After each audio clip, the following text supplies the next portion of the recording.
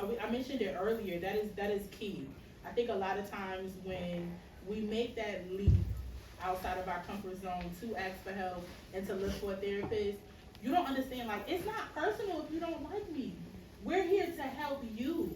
We're not. I know I may not necessarily be everybody's cup of tea, and that's fine. And so in session, I'm gonna answer your question to add to that.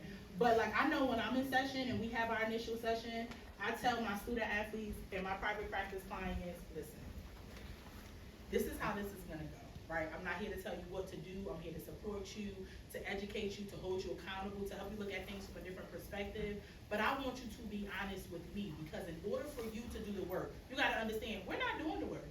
This is something you guys have to be willing. You have to make a conscious decision to say, number one, identify that this is a problem.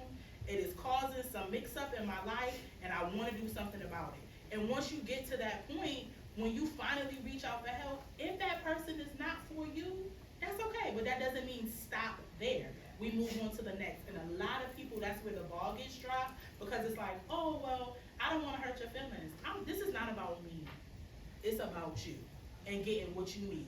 And if it's not for me, then we go pass it over here to Doc, right? And if she can't do it for you, we go pass it to Lauren.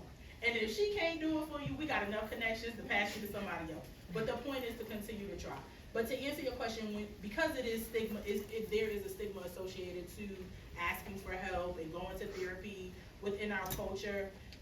Like Doc said, we have to be creative. I'm not stuffy by any means, so it's not gonna be we sitting in my office all day, right? So I'm really big on programming. We gotta meet the students. Like, I know for me, because I'm embedded in the college department, athletic department, we're gonna be creative with this stuff. Like, we're gonna have vision board parties with a DJ and food, and you don't even realize that you're working on visualizing what change you want in your life.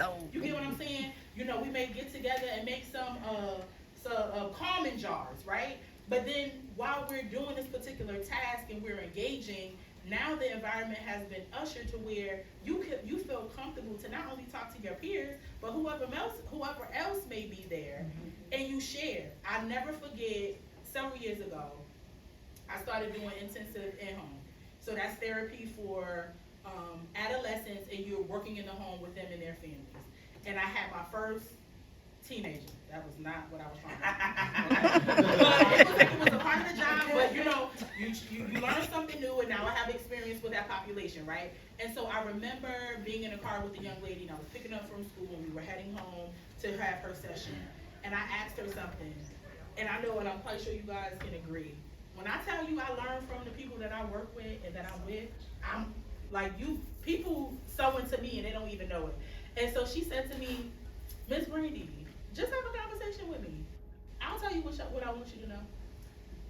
It doesn't have to be, but it was so honest, and she was respectful, because I think a lot of times when you go into this space, because it's already awkward, you walking blind, but walking nonetheless.